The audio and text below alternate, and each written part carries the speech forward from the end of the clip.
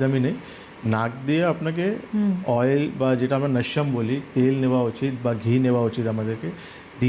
দিনচার্য়া যেটা আয়ুর্বেদে বলা হয় যে সকালবেলা আমরা যখন উঠি তো আমাদেরকে কিছু রুটিনলি কিছু জিনিস আমাদেরকে করা উচিত, যেমন নাকে নস্যম নেওয়া উচিত, কাওয়াল করা উচিত, মুখে অয়েল নিয়ে অয়েল চারদিকে আমাদেরকে ফ্লাশ করে তাকে ফেরা উচিত।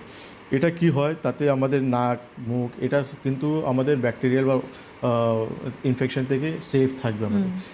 এই নাস্যাম আমরা যেটা বলি পেশেন্টদেরকে করতে, আমরা প্র্যাকটিক্যালি অনেক পেশেন্টদেরকে দেখেছি, ইম্প্রুভমেন্টও পেয়েছে পেশেন্ট, দারুণ ইম্প্রুভমেন্ট পেয়েছে উইদাউট কোনো মেডিকেশনে। তার খুব তাড়াতাড়ি রিলিফ পেয়ে গেছে বা ব্যথা থেকে পেশেন্ট।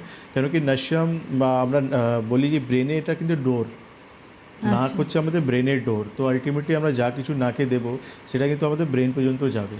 তো সেই জন্য আপ্পার ক্ল্যাভিকালে যে কোনো রোগের জন্য, যাদের কিন্তু স্পন্ডিলিসিস রয়েছে বা যাদের কিন্তু ব্রেনের সমস্যা রয়েছে, নিউরো সমস্যা, রাতে ঘুম হচ্ছে না, স্ট্রেস আছে, টেনশন আছে, অ্যাংজাইটি আছে, মাইগ্রেন আছে বা সাইনাসের সমস্যা আছে, তাদেরকে কিন্তু রেগুলারলি হ্যাবিচুয়ালি কিন্তু সকালবেলা উঠে নস্যম করা উচিত।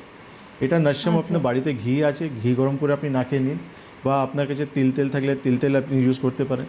এটা কিন্তু খুবই ভালো। এটা করলে কি হবে, আপনার আপ্পার ক্ল্যাভিকাল যে কোনো সমস্যার জন্য খুব তাড়াতাড়ি ইমপ্রুভমেন্ট আপনি পেয়ে যাবেন।